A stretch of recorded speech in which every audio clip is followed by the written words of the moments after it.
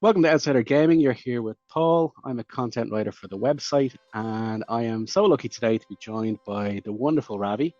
If you don't know who she is, there she is. Hello, Ravi. To put it kind of in really short, she does everything. She is a content maker. She is a Twitch streamer. She is a designer. She's into glitter, I believe. We might talk about that. Definitely into dogs, a dog expert, and loves all things gaming just as we do. So, hello, Ravi. Nice to meet you. Hi, how you doing? I'm good. I'm good. Good to finally catch up. For the people out there, I know loads about you because I've been stalking you for the last couple of weeks on all your kind of socials. Yeah, I'm so sorry. I'm so stuff. sorry. But one thing that kind of stuck out that I noticed, and something that you might want to kind of cover with us today if you can, Mazer Gaming. You're involved kind of with support and content support for Mazer Gaming. So can you tell me a bit about kind of what you do for them, or even what is Mazer Gaming, if you can? So Mazer Gaming is there. So what drew me to Mazer is they are an esports organization, but they didn't want to just support people who are creating content around esports. They also wanted to support content creators who just love gaming and love making content. And so it's nice that we're kind of a family in that way. So we can kind of, lean on each other to help in different ways. Sometimes the esports know a little bit more about, the esports guys will know more about like networking and going to events and how to make those kinds of things happen. Whereas content creators might know more about the technical side of things. Like we can spend hours making videos and doing editing graphics and doing things like that, where the esports guys need to be playing the game and repetitively and doing their thing. So it's nice to have kind of like this symbiotic relationship that we have. I like that it's marrying like a love of gaming and competition, and it kind of brings both of those sides together. And I think that that's really cool. Yeah, absolutely. Mm-hmm. As you said, like it's not something that they'd have a skill in or a focus on because they're there to play the games and compete. Yeah, exactly. And so it's cool to get to have like a little team of us that we're kind of their cheerleaders. I feel like us content creators are the cheerleaders for the esports team, and then the esports team are like our buddies that come to us for maybe advice on technical stuff or on the streaming side of things or that kind of stuff, to help support them doing their esports stream. So it's a really cool little community that we have going on, and I love a lot of the charity work and stuff that they do, and that's what's kept me around these last couple of years. I've been with Mazer for a few years now. I think maybe even almost 3 years now. Yeah, I can see even from the website there's a kind of growing team behind them, which is fantastic to see. You mentioned streaming, so I mean we know you have your own Twitch channel as well. You're a Twitch streamer, you're a voiceover actress. I know you, as we mentioned, you have your own kind of design. You do your dice stuff as well. Yes. I mean, I tell everyone I'm a jack of all trades, but a master of none. That is no. I mean, I would say a finger in all pies, I suppose, is kind of the term. A little bit. Yeah, a little bit. Yes. But how do you find the time for all that? Because that's a lot. No. I would love someone to give me that answer. I don't. That's usually the problem. I feel like I'm interested in so many different things, which is really exciting, but it's kind of like comparing it to loving a lot of games, right? You love a lot of games. Sometimes you get really addicted to one, so you focus on that one for a while, and then the other ones kind of sit to the side, and then maybe that one gets a little stale, so you refocus to something else. That is kind of how my life is, I feel. So my main passion is voiceover. I love voiceover acting more than anything in the world. I got into streaming because of voiceover, because I want to be a voice in video games. Video games have been a part of my life as long as I can remember, like as back to being a wee small child playing like an Alice in Wonderland, like typing game on a computer in like 92 or something like that. Yeah. It was, it's been such a huge part of my life, and I love how voice actors have been able to make me feel through gaming. And so I realized, as someone who's been a performer, I've been a performer my entire life. Once I realized that was like a passion, I was like, oh, I need to go for this. And so I kind of tried streaming because my cousin was always telling me, oh my gosh, you play games all the time, you should just be a streamer. And I was like, no one's going to want to watch me play video games. Like, no one's going to want to do that. And he was like, well, you could make connections with brands and developers and stuff like that, and maybe get work. My passion is indie games, so I really want to do voices for indie games. And he was like, that would be a great way for you to get your foot in the door. And he kind of talked me into it, and then literally, I mean, the first week I was hooked. I was like, this is so fun. I was like, this is so cool. I mean, people are just going to come in and we're going to hang out and play games together and like talk about games. Like, all right, this is amazing. Like, but voiceover is definitely the passion that kind of led to all the rest of this. That's where it started. So, yeah, that's where it started. Yeah, I guess gaming's where it started, but yeah. Well, I mean, like streaming, I suppose you're kind of building your online presence anyway, and you're building a fan club, and you're getting out there. You're getting out on social media and stuff, promoting yourself, I suppose.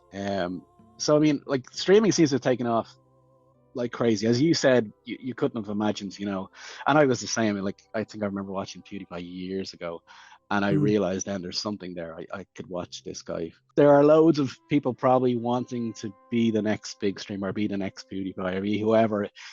What kind of advice would you give someone just starting out, say on Twitch, for example, as a streamer? Well, I think that one of the big things to remember is that you need to set your own expectations. Everybody's streamer journey is different, and it is okay for it to be different. Not everyone's going to be PewDiePie. Not everyone's going to be Ninja. And that's okay. And you also don't have to ever want that. I don't want that personally. I'm an interactive variety streamer, meaning I really love to talk to my chat. I like seeing a name come into chat and I know who they are. Like I know who they are. I know when on that level you can't. You're reading a chat so quickly. There's no way that you can read it. I think it's important for new streamers to manage your expectations, but also the big question that I ask anybody who wants advice and they're new to streaming is always, why are you streaming? Why? And I think it's an important question to ask. And so many people just are like, oh, well, I just want to build a community and hang out with my friends. I'm like, okay, well, there's a lot of great communities out there and there's a lot of places that you could go and meet friends. So why do you want to build your own? What do you think is missing that you want to build? And sometimes I feel like I just keep prodding until they're like, well, I mean, really, it's just that like, I want to make just enough money that like it can pay for my game habit. And I'm like, okay, well, that's a good place to get to. You don't have to be the next Ninja. You don't have to be. You can be if you're entertaining and you love being on camera and you find people that love watching what you're doing and you get enough subscribers, that might pay for your game habit every month. And if that's what you want, then look at you're successful. And I think that that's like an important thing. The other side of it that I'm always like big on my friends about and new streamers is that you need to set boundaries for yourself and you need to learn how to enforce those boundaries. If you're going to be running a community, you need to early on say what's okay in your community and decide what's not, and then figure out how you're going to tell people that and how you're going to enforce it and what the steps are for enforcing it. Because in the beginning, I know like I was really loose about some of the things that I'm stricter about now, and it hurt me. Right. Because people, when you go back on something or you let something slide for a while and then you're like, hey, like, that's not cool, man. Like, let's not do that. People get really angry and it can be really hard on your mental health. And it's important to protect your space and protect yourself. So you need to decide like what's important to me, that a way that someone can't talk to me maybe, or something that someone can make fun of that's okay, but maybe this isn't. And you need to set those boundaries, even little things like self-promotion and stuff like that on your channel. Like it's important to set those boundaries and know what you're comfortable with. It is okay to change your mind later, something you thought you were okay with. And now you're like, and I'm not okay with that. But I think setting those boundaries are really important. In the beginning, people are just so excited to have anyone watching that they'll let people get away with anything. And it's like, that's not the best way to build your community. Like, I promise you, the right people will show up if you don't allow the wrong people to stay. So, and that's kind of what I tell people. It's not just about having those, oh, well, I have 3 extra people, even though they're toxic or whatever. It's like, well, I've got extra followers. No. Exactly. You need to build your community. Excuse me. You need to build your community in a way that's organic and real, with people that you would actually want to spend time with people that you actually like to talk to, not keeping people around just for their views or for their money either. No, absolutely. For me, like I could never be a streamer. I just couldn't. When I play a game, I'm in the zone. It's my kind of, end of day de-stress. But I'm I'm completely antisocial. I can't talk or do whatever. How do you kind of multitask? Because you're playing a game, but and I think you've kind of nearly answered. You're not really. You're more focused on your chat and on your people and on the conversations going on there. But how do you fill that air? Like you fill that space, and you do it very well, by the way. You absolutely do. Oh, thank you. um, there's a few little tricks of the trade, of course, but I think the main thing is, I don't know. I think it's different for every streamer. I really do. I think you have to kind of find what your balance is, because there are people who are more competitive and who do really focus on the game, and their chat kind of knows they're talking amongst themselves while the person's actually in lobby or in scene or in whatever. Yeah. And in those moments, they're just talking to their chat about what they're doing, about what's going on in their brain. And that's kind of the interaction. Then when the match is over, they take a minute to like read people's reactions and talk about it that way. Yeah. For me, I like to read stuff in more real time. Not that I don't play games that that do involve me having to be focused for a minute. I do try to find even games like that that have little moments of lulls, whether it's between lobbies or something that I can do without having to look at my screen, that I can glance at my chat quick. I prioritize chat like most of the time, but I'm also not like a top tier competitive gamer. Gotcha. So it definitely makes a difference. I try to choose games that allow me to read my chat. One of my little tricks, though, I will just say is sometimes for those of you who struggle with it, I know some people have a hard time and they need to read each line. Finish your thought with one person, even if it means skipping a couple comments to finish like your response to them and their response, and then go back and talk to the other person. That way conversations feel like whole moments instead of going back and forth between talking to this person about what they're doing in this game and this person about their dog. And, to be able to finish that thought with that person and then go to the thought with the other person. Yeah, so you're not jumping back and forth and one line answer for that, one line answer for that. Yeah, it's just it's not so much a story then for people. And then obviously the choice of game then for you, that's quite important then. Is it like will you always kind of go like kind of low level casual, or like what's your go-to? What do you enjoy? I like multiplayer games. I love to play games with my friends. I do stream a lot of solo stuff just because it does work for like that cozy setting to just kind of sit back and talk and discuss with everyone. Yeah. I'm definitely like an entertainer performer first when I'm streaming, and my game is secondary most of the time. I like to do a lot of little indie games as well. We do a lot of demoing and a lot of looking at smaller games, but I think I kind of split my time. My community Okay, I'm going to show you the spelling of this so nobody gets any ideas. My community calls my content whoresome because it's horror or wholesome. I'm either like screaming my face off in a horror game, playing Phasmophobia or Dead by Daylight or Labyrinthine. I mean, there's lots of like horror games that I love. Or we're doing something cozy and cute like Pokemon or Stardew Valley or Animal Crossing, something in that realm as well. I'm super addicted right now to Disney Dreamlight Valley. That's kind of like my current like hyper focus. But like you said, gaming for you is a de-stress. Well, it is for me too. When I'm de-stressing at the end of the day, I'm often playing something like Apex or Call of Duty. Those aren't games that I stream because they're too focused and they involve my focus too much. Yeah. And not about talking to my chat. So it is kind of funny that Ravi, while I do play Disney Dreamlight Valley and Dead by Daylight and stuff off stream too, I have lots of games that people have never even seen me play that I play a lot for de-stress that for me aren't good streaming games. Like I just don't stream them. Yeah. Speaking of Dreamlight Valley, I am completely hooked. Well, I've gotten to the point where I'm nearly off it now. Yeah, thankfully.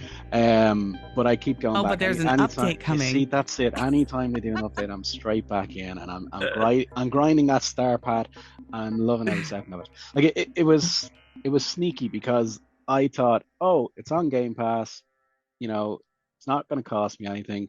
I've two little ones that love Disney. I was like, I'll sit with them and I'll give it a bash and we'll see what it's like. And after they're gone to bed, I'm still playing. That's like, I need to go go to Scrooge's shop, see what's new, and like I have an Mm, everyday routine, and I have to plant my pumpkins, I have to make sure, yeah, and I've you got got to like make that pumpkin money. I've got millions, but I'm still like I still have to keep Oh planting, I my still have to keep gosh, going, I still have to keep love going. that. But Oh, I love that. Yeah, I've actually been I love that game so much. I'm a huge Disney adult. Like I'm like yeah, a psychopath. Like it's stupid. I have like Disney pins. I used to be an annual pass holder with Disneyland. I got engaged at Disney World oh and my wow, husband and I renewed our vows at Disney World. nice. I mean like obsessive Disney person. So this game was like everything I could have ever wanted. And so I've been actually pushing for them to make me an official creator for the game, and I've been I asking them every day saw, on yeah. Twitter. Yeah, Is that it's been going a anywhere yet? thing. Have they responded? They have seen the tweets. They Okay, have that's a start. commented on a couple of them or Good. liked a couple of them. So and every time they do, I'm just like, I'm like, they're here, Drop everything. drop everything. So we'll see, we'll see. They have a really awesome creator team that I've already gotten to meet some of them, and they're really cool. So Yeah, I'm hopeful. We'll see. We're in day like we're after 50 already, so that's it. we'll see. I mean, technically, it hasn't officially launched. It's still early access, isn't it? It So, I is. mean, It is still in early access. like they're obviously still milling over ideas. You just keep giving them. Mm-hmm. Absolutely. Who Mm-hmm. knows? Who knows? Who knows? Uh, a similar game, and you mentioned it earlier, Animal Crossing. So, what's your favorite? Is it on the Switch, or is it going back to kind of earlier versions of it, or which one is your go-to that you'd play more often? Well, I mean, I have to say, Celeste is the best. Okay. She is the best. I actually have an Animal Crossing tattoo on my shoulder blade that my Okay. community picked for me, and it's Nice. still got Celeste on it. It is Animal Crossing New Horizons for me 100%. I worked in gaming for a while, and I always kind of saw the Animal Crossing games. I thought they weren't for me. Younger Ravi, pre-streaming Ravi, was a first-person shooter girl. I played all the CODs. I was a hardcore Destiny player. I played, Gears of War, Grand Theft Auto. Though I didn't really do cozy games. There were a few that I really got addicted to and I loved. I was a big Plants vs. Zombies fan back in the day. That was my go-to like cozy game. Yep. I guess it's zombies, but it was my cozy game.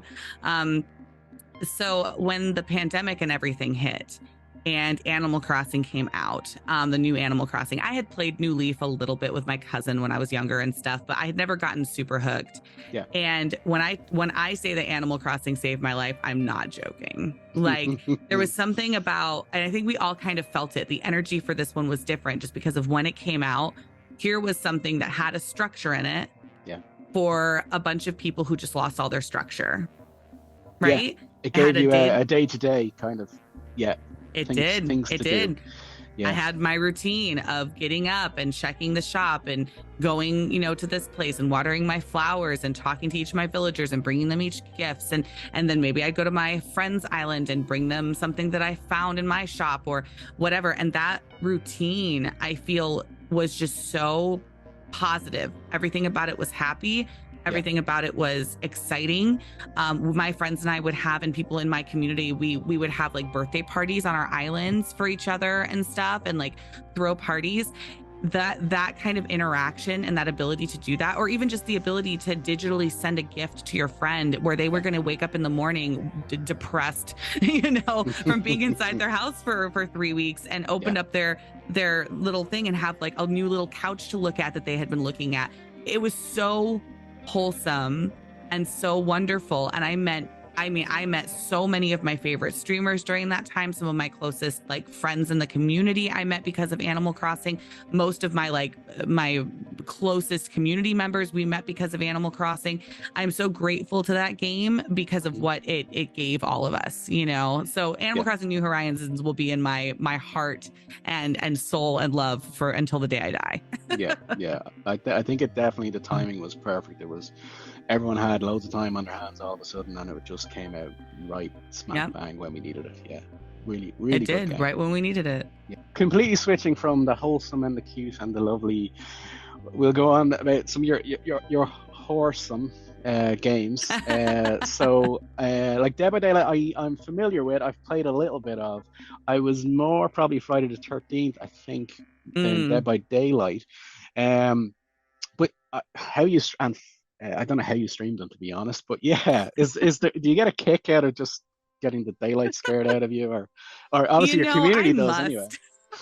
Yeah, I don't know. Maybe someone. I maybe need to talk to somebody about it because I definitely think some years have been taken off my life. Because I also use I'm a partner with Streamloops, which is a wonderful organization. I'm an affiliate with Dixper as well, and so I have lots of ways for my community to just, as I'm in the middle of something intense, to send something scary to the screen. So I have screamed so loud I've blown my vocal cords out. I have yeah, it is. There have been moments where I'm just sitting there like my brain cells are dead, because I'm like, okay, wasn't expecting that one. And Yeah. I do enjoy horror. I do enjoy that thrilling feeling of horror. It makes me giggle. It makes me giggly and stuff. I am a little picky with my horror. I don't there's some horror I don't like, but for the most part, yeah, I do. I just love it. My husband thinks I'm a freak. He does. He's like, what is wrong with you? He can't even be in the room when I'm watching a horror movie. He has to be someplace else. And he's a Marine. He runs into bullets for work. Yeah, and that's he's real like, scary. oh, but there's a ghost on the screen. He's like, nope, I'm out. Nope, later. Yeah. He can't. Yeah, I don't know. I don't know what it is. I quite like horror now. Not playing games as much as just watching films and stuff. But I am thinking about Texas Chainsaw Massacre is coming really soon. I think I've seen a couple of videos on YouTube. Yeah, it looks like a kind of faster version of Friday the 13th with more things to do, lots of. It looks and there's complicated, multiple killers. Yeah. I've been watching some of my friends. Killers against a team of survivors. Yeah.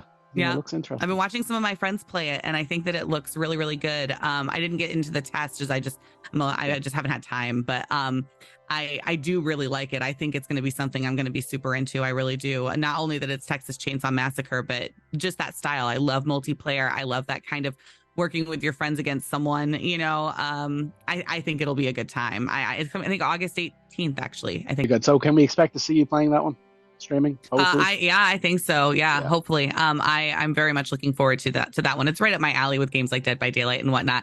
It's actually funny you keep mentioning Friday the 13th. So I worked for GameStop when Dead by Daylight and Friday the 13th came out in the same week. And my friends were they came out the same week. They kind of competed with each other. Yeah. And they were like, I told my friends, I was like, I'm only buying one. Which one do y'all want to play? And they were like, well, I don't know. I mean, I kind of like the idea of Dead by Daylight, but I think that Friday the 13th is going to be the bigger game. And so I'm like, okay, well, what do you want me to get? And they were like, well, yeah, I get Friday the 13th. Yeah, we're not going to play Dead by Daylight. So I get Friday the 13th. We go to play it the next day. They're like, yeah, so we've been all bought Dead by Daylight and have been playing Dead by Daylight, and we actually like it way better than Friday the 13th. And I was like, are you kidding me? And so I was like, no, I'm not getting this other game. You said you wanted to play Friday the 13th, and so they ended up gifting me Dead by Daylight so that I could play it with them. And now 7 years later, I'm still playing the stinking game. So it's the successor, to be honest. It's still getting updates. It's still getting new. I think Nicolas Cage is coming into it soon, isn't that right? Which is weird, but yeah, should be fun. Weird. It's very weird, but we don't know if he's a killer or a survivor. We don't. I'm actually kind of hoping he's a killer. I'm really hoping he's a killer. Yeah. Should be good. I think it's cool though. Some people are like, oh my gosh, Nick Cage and all this stuff. I think the game is at its point now that it should start doing some ridiculous stuff, because I feel like there's a lot I could say about Dead by Daylight, but just how the game, they didn't think the game was going to be what it is, right? They didn't expect it to have this life and for it to take off like this.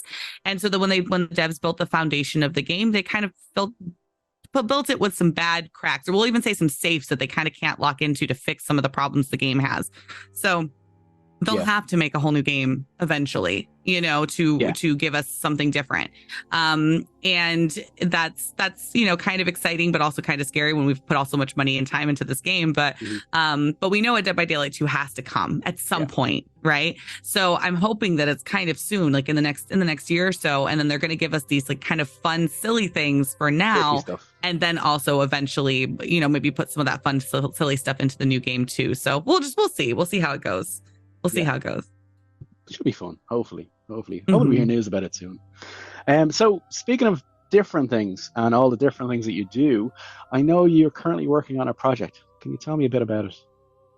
Well, I am. I can't tell you much about it, Okay. but no, I am. I'm very.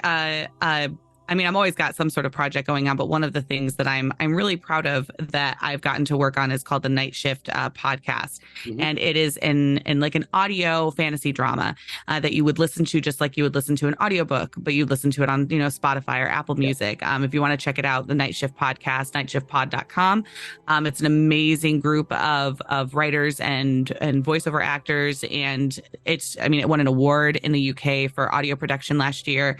I am so incredibly proud of this project. Because my character Dagger is a total sociopath, and that's really fun to play. The team is just so amazing. The writers are all just absolutely an incredible group of people. It's such a diverse group of people. It Hmm. is so LGBTQIA positive. All of our characters who are queer are voiced by queer voiceover actors. It is just such a joy to be part of something so joyful and being done by such an incredible group of people. So I voice Dagger, who is a kind of a sociopath, and so that's a lot of fun.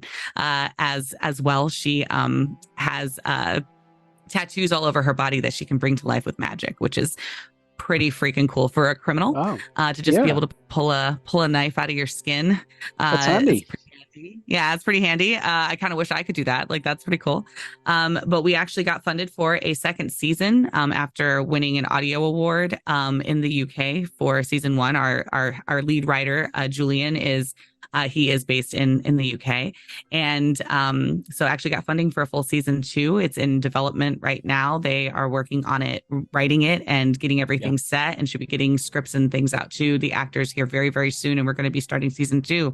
So I'm very excited to be back doing the thing that I love the most, which is voiceover, but also on such an incredible project with just such, seriously, like, I know everyone says that I love everyone I love everyone I work with. They're absolutely, I'm honored to be among their friends and colleagues. Like, they're incredible, truly. Yeah. Well, it's clearly successful. I mean, the green light for season 2 is amazing. I mean, that's brilliant stuff. So it's we just everywhere? hit everywhere. Anywhere you can listen to a podcast, you can listen to it. And we just hit 100,000 downloads. Wow. So woo. Very good. Amazing. Amazing. Well done. Well done. Yeah, sounds brilliant. So you can't tell us anymore, even no little hints for season 2? No? No little hints for season 2, honestly, because I don't have a script yet. Okay. So they keep us in the dark as much as anyone else. And even when I get my scripts, I feel like Tom Holland sometimes, because like, it's like they only send me my lines. So my lines, yes, and the lines of people around me, so I know how to react to them. Mm-hmm. Right. But I had, for the very last episode of the season, I had a very intense couple of scenes in the very last episode. And I didn't know what happened at the end for like 2 months until it aired. And I'm just sitting around like, and my mom is asking me questions about like, well, I think this is going to happen. And I think this is going to happen. I'm like, I can't talk. I plead the fifth. Like, I have a non-disclosure agreement. Stop talking to me. And because I know this massive thing is going to happen, but then I also, even though I had all this information, I also didn't, like, because I didn't know how it was going to end after all of my scenes. Picture. So I was like, oh, torture.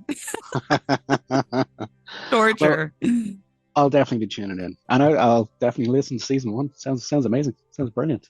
Yeah, it is. If you like sci-fi fantasy stuff, like, yeah, you'll like it. You had me sold at pulling tattoos out. I mean, that's you could have your Animal Crossing buddies, Yeah. Exactly. Yeah. Speaking of good things and happiness and happy moments, going back to gaming, do you have one? And it's quite cheesy, but you've got one in particular, one moment you can remember from gaming that's maybe your happiest, or not? Oh man, I feel like I'm so blessed. I feel like I have a lot of personal, really happy moments. Okay, I'll give you a cheesy one, and I'll give you a nerdy one. My community is incredible, and I know everyone says that, but I love them. They are my ride or dies, and they it was last year, I like to, when I do charity events, I like to raise money for like a local organization where we can really see the impact. I love the huge organizations that people support. There's so many great ones out there, but as community leaders, we can't support every single one, right? Yeah. Like we all don't have unlimited funds. I wish, and so I like to do, and we love dogs, like you mentioned, in our community. So I like to support like a local dog shelter. And I had a goal to raise $1,000 for this organization where I was living at the time in Louisiana.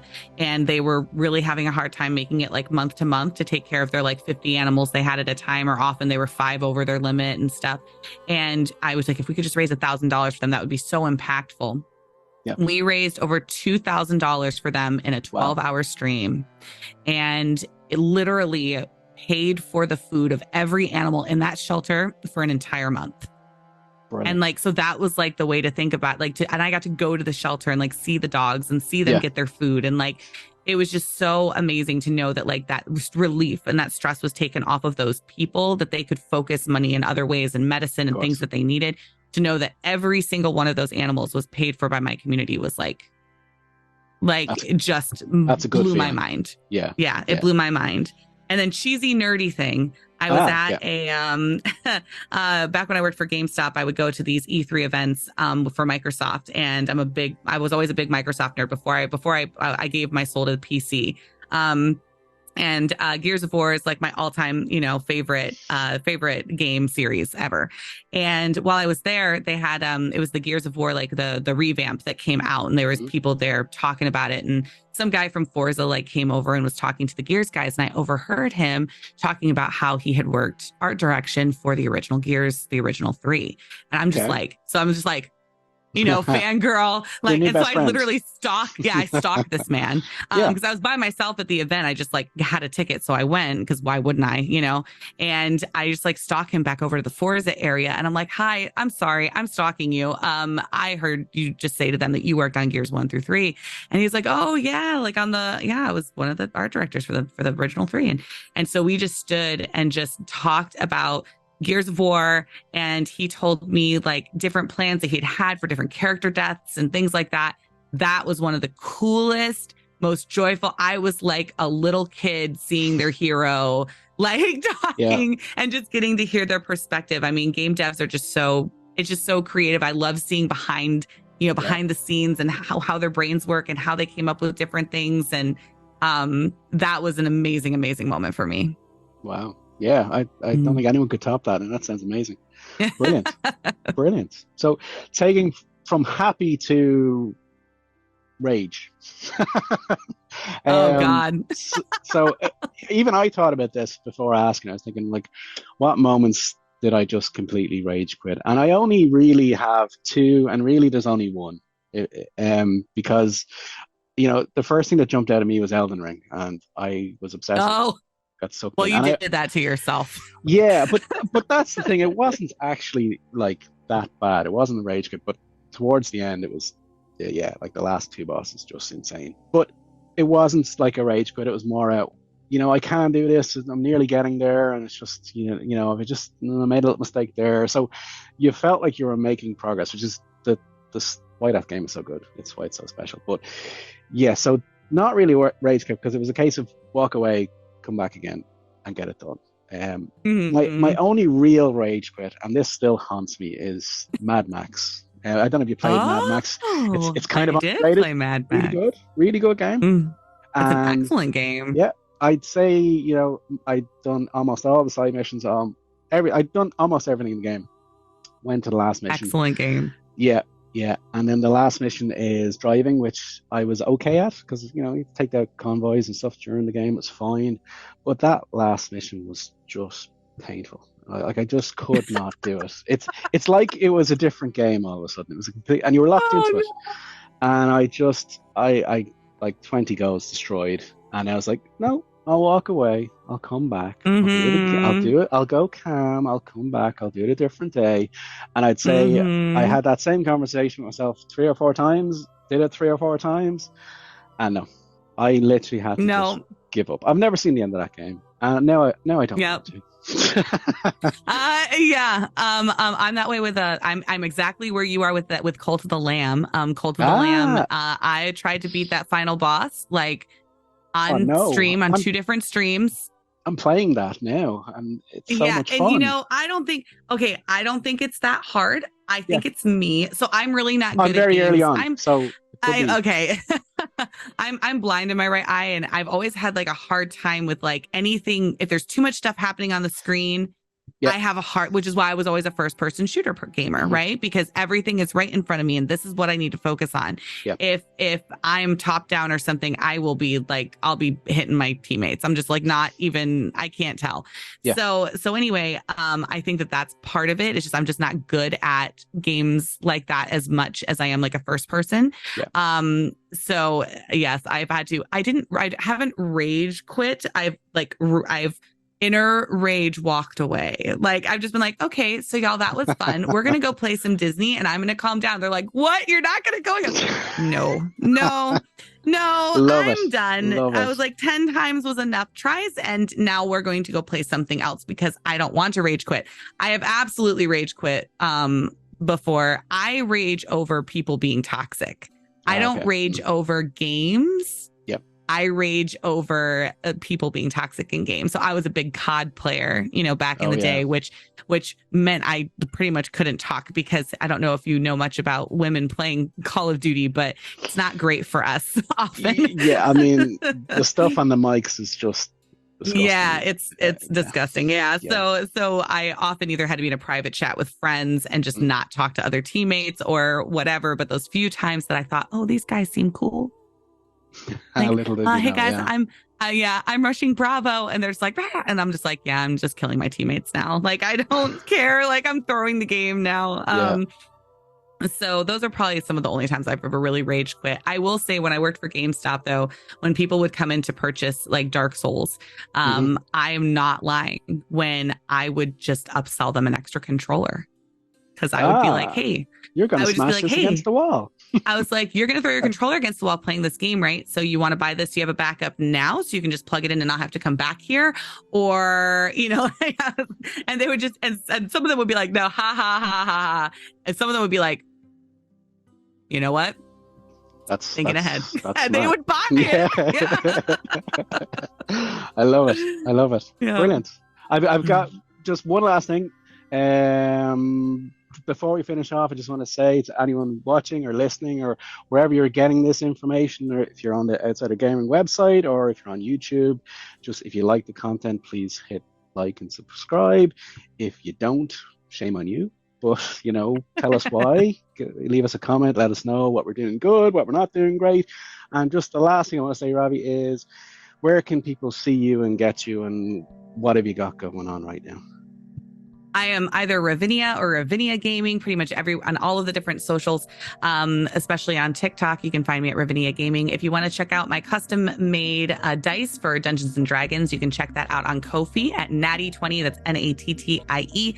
It's 20, just like the number spelled out, to check out some custom handmade dice. Amazing. Brilliant. Thank you so much for today. It was absolutely brilliant. Thank you for having me. Awesome. Let's do it again soon. Yeah, sounds good. You got this. I believe in you. We got this. It's we. It's not. It's we. It's we.